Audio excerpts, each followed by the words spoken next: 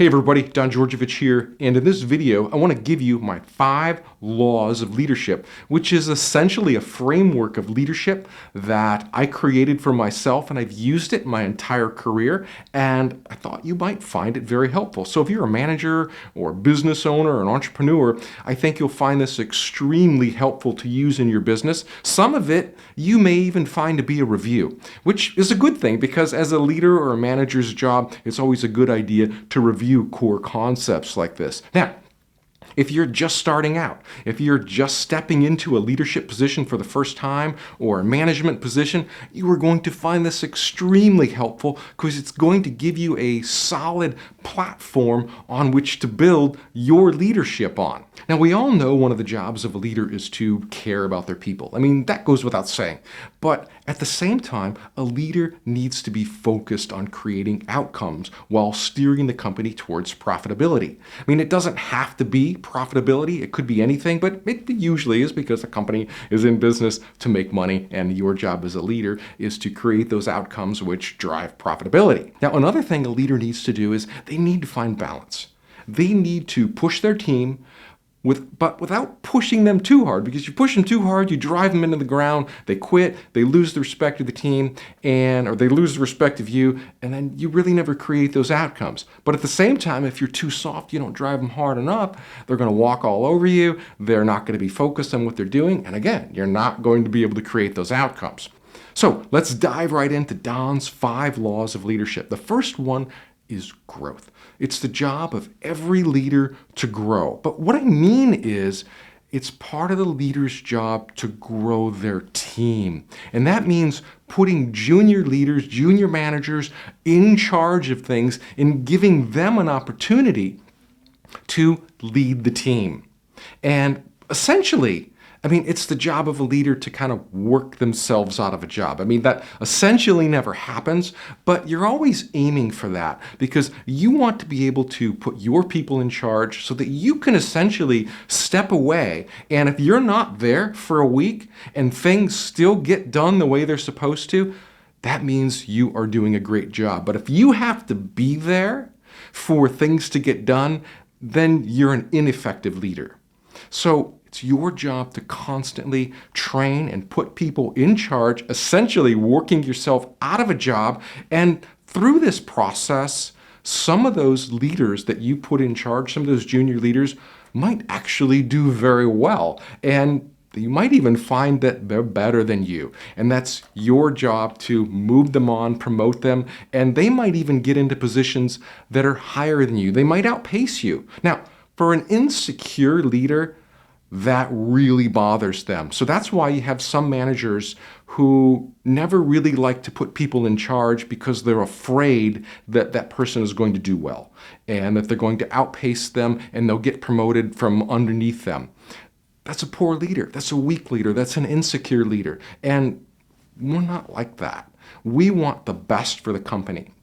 And we want the best for ourselves. We want the best for our team. So that means taking those junior managers, putting them in charge of things and getting them to exercise their own leadership abilities, getting them to make decisions on their own without you having to be there. And you grow your team, and then you essentially get leadership at every level of your team. And that's how you drive profitability and growth and create those outcomes. So moving on to number 2 is ownership. It's the job of every manager, every leader, to own their mistakes. And when I mean own them, I mean take full responsibility. If you have a team of people, team of 20 people underneath you, and one of those people screw up and cause the whole team, the whole project to fail, it's not their fault.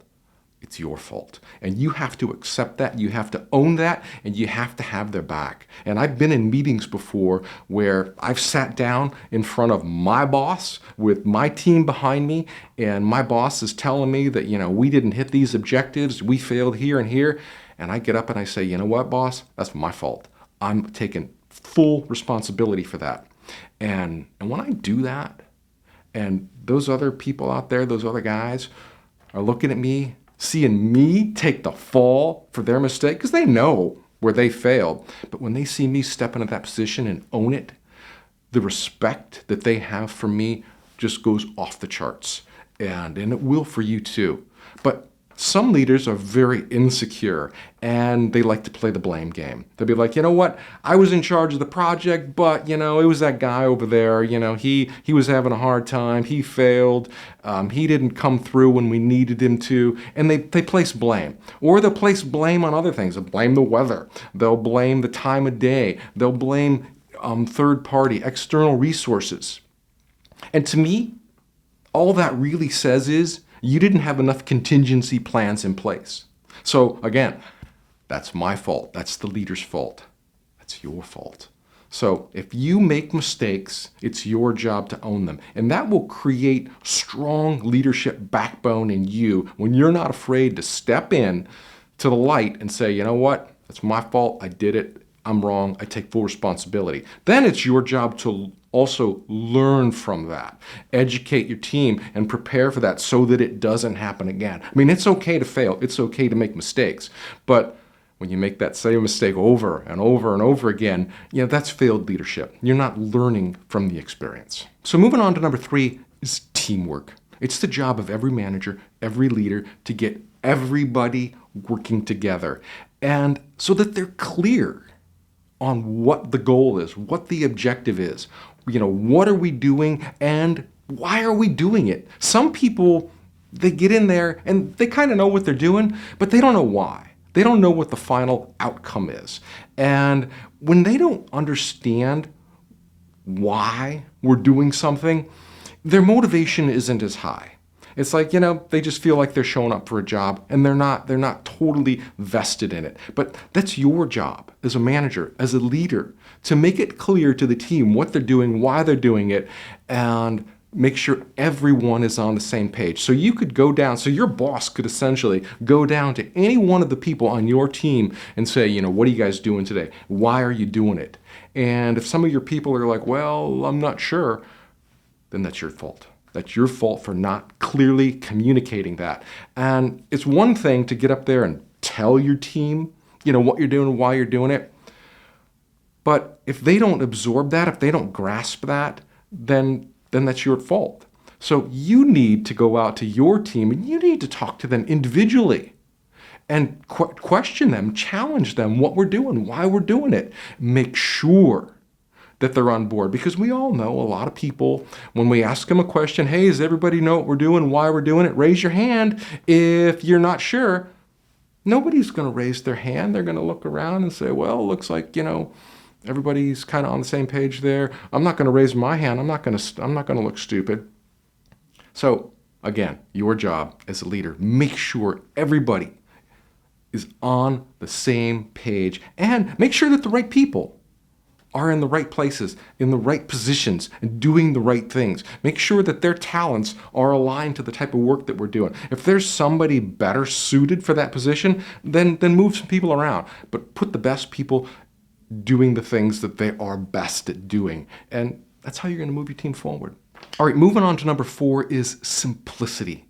And it's your job as a manager, as a leader, to simplify everything so that it is crystal clear. You don't want to have people going through, 5 or 10 different steps to create the outcome when it can be done in, 3 or whatever it is.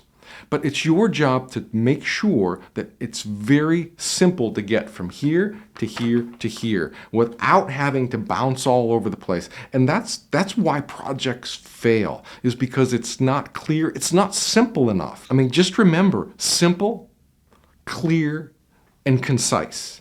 I mean, it can be too simple. Also, you can have a plan that's so simple that it doesn't take into account any contingencies, and thus it's destined to fail. So it can't be so simple that it's just 1 or 2 steps. You have to create the whole, what I like to do is create the whole plan, and it might be long and it might be complex on the first round, but then it's your job to go through that plan, refine it, and weed out all the little things that might not make it run smooth. Now, you have to be experienced to do this. Someone who's never done this before isn't going to be able to anticipate things. So it's your job as a project manager, a leader, a manager, or whatever position you're in, is to totally understand what you're doing, why you're doing it, and then simplify it and make it as clear and concise as possible to your team. That way they will be able to execute it with absolute precision, and you'll be able to reach those outcomes. All right, moving on to number 5 is delegated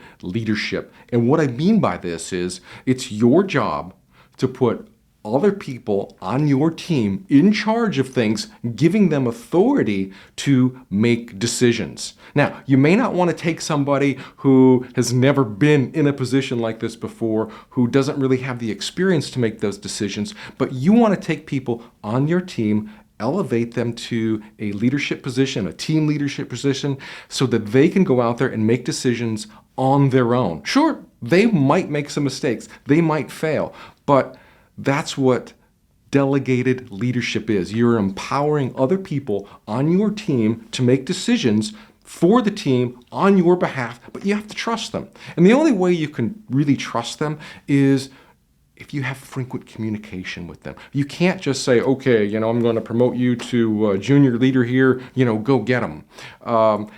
You need to be in constant communication with them so that they understand what they're doing and why they're doing it. If you just put somebody in a position and they're not totally clear on what the outcomes are, or what they're supposed to be doing, they're going to make bad decisions and they're going to cause the team to fail. And obviously we don't want that. So your job as a leader is to elevate people's responsibility to one of leadership, so that one, they can grow on the team and they can be better and better. And so you could essentially walk away for a couple of weeks. And because you're using delegated leadership, everyone on your team just kind of knows what to do, whether you are there or not. They really shouldn't even miss you. But while you're doing this, you're creating levels of leadership throughout your team. So if you have 10 people, maybe you have 3 people in leadership positions. And maybe if you have 20 or 30 people, maybe you have 5 people in leadership positions. But you're creating all those levels of leadership throughout your team, and that's going to make your team stronger. It's going to make them more independent, and it's going to allow them to drive profitability and growth and create those outcomes. So that wraps up Don's 5 laws of leadership. Now, you might be in a position where you need to hire new managers, hire new leaders for your team. And you might be thinking, how am I supposed to do that? Well, I have something very special for you.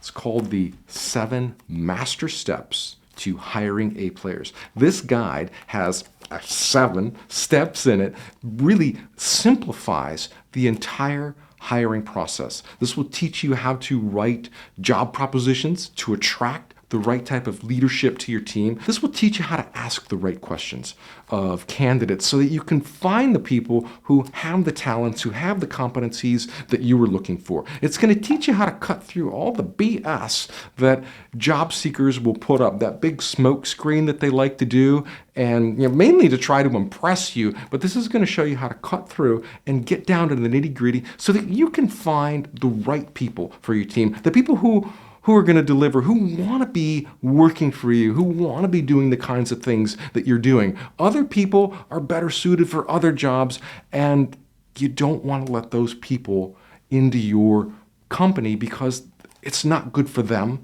and it's not good for your team. So this little book here in 7 easy steps is going to walk you through essentially creating a hiring process. That's really what this is. These are essentially 7 principles of hiring, and it's going to teach you exactly how to do it. So if you've never really had to interview and hire someone, this guide will be invaluable for you because it's going to break down a very complicated process into a very simple format. I mean, this is really the easiest way to find and hire the best people for your team, the best people for your company, while sorting out the people who aren't right for your team, who aren't going to make those contributions that you need, who aren't really as excited about the mission and the goal of your company. So this is the fantastic little book. You can get this from the simplehiringsystem.com, or you can get the Kindle version or this hard copy from Amazon, and I'll put a link down there below. But give this book a try. If you do any kind of hiring, even if you think you're already good at hiring, this book is going to be an eye-opener to you, and it's going to show you a solid framework of hiring the best people, because that's what it's all about.